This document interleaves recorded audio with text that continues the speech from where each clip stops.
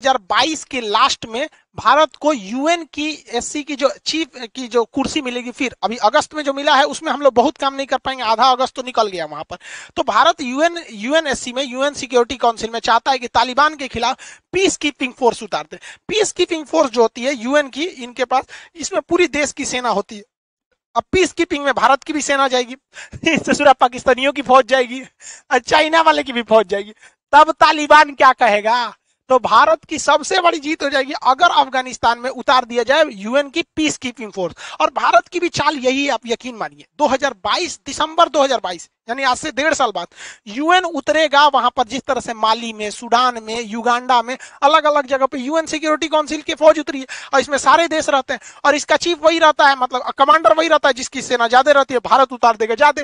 अब पाकिस्तान वाले, रे पाकिस्तानी चल चल मार उधर, पाकिस्तान बलूचिस्तान रेजिमेंट मार उधर। अब उन्हीं सबको आगे कर देगा भारत। चल चाइना वाले पहले तुम आगे चल, पाकिस्तान वाले तुम चल। मारेगा तो तालिबान तुम्हारे पे भड़केगा, नहीं मारेगा तो तालिबान साला किसी को नहीं पहचानता है। तो भारत की ये डिप्लोमेटिक जीत होगी अगर वहां पे पीस कीपिंग फोर्स को उतार दिया जाएगा तब। हालांकि चाइना जो है वो, पाकिस्तान, ये कभी नहीं चाहते हैं ये दोनों कि भारत यहां अफगानिस्तान के मैटर में एंट्री करे। इसलिए हम आपको एक वीडियो में बनाए थे कि रूस ने बनाया था एक ट्रोइका नाम है। ट्रोइका क्या है भाई? तो ट्रोइका 3 देशों का एक संगठन था जिसमें अमेरिका था, चाइना था और रूस था। लेकिन रूस ने कहा कि भैया इसमें अन्य देशों को मिलाना चाहिए, तो ट्रोइका प्लस करके इंडिया, पाकिस्तान और ईरान को भी इनवाइट किया गया। अब क्या है, अमेरिका ने कह दिया कि ईरान नहीं आना चाहिए, तो ईरान विरोध कर दिया। और पाकिस्तान और चाइना कह रहे हैं कि भारत नहीं आना चाहिए। तो भैया रूस जो है ना, चाइना के दबाव में आके रूस ने भारत को ट्रोइका की मीटिंग से बाहर कर दिया। हालांकि ट्रोइका बहुत बड़ा चीज तो, संगठन तो है नहीं, एक मीटिंग का नाम था, लेकिन इसे भारत को बाहर करना मतलब चाइना के प्रभाव को दर्शाता है। तो भारत भी चुप थोड़े बैठेगा यहाँ पर। भारत ने समझ गया कि इसमें पाकिस्तान का हाथ है। तो यूएनएससी की जो मीटिंग थी, यूनाइटेड नेशन सिक्योरिटी काउंसिल की मीटिंग में, उसमें भारत के जो त्रिमूर्ति साहब है, इन्होंने पाकिस्तान को बाहर कर दिया। अब पाकिस्तान कह रहा है कि एज यूजुअली हमको तो पता ही था कि भारत आ जाएगा तो पाकिस्तान को यही करना पड़े। और पहली बार, इतिहास में पहली बार कि यूएन के सिक्योरिटी काउंसिल की अध्यक्षता की कुर्सी पर बैठ के भारत के प्रधानमंत्री ने भाषण दिया।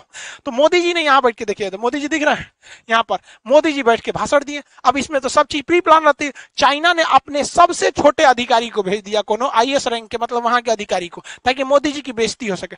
अब मोदी जी ठहरे, मोदी से, अरे यार मोदी है, मोदी, उन लोगों को पता नहीं आता है।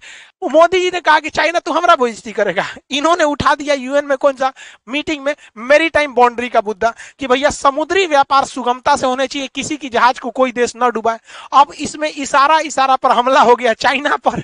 अब अफगानिस्तान मुद्दा था सबसे ज्यादा विवादित, दक्षिणी चीन सागर, इसमें चाइना जहाजों को डुबा देता है। अमेरिका कहा कि 1 नंबर बोल रहे हैं मोदी जी। मोदी जी ने सही कहा, जो बाइडन पकड़ लिया चाइना को, कहा कि हाँ दक्षिणी चीन सागर में कोई जहाज किसी को ना डुबाए, मेरी टाइम सुरक्षा होनी चाहिए। तो ये बहुत बेहतरीन काम किया।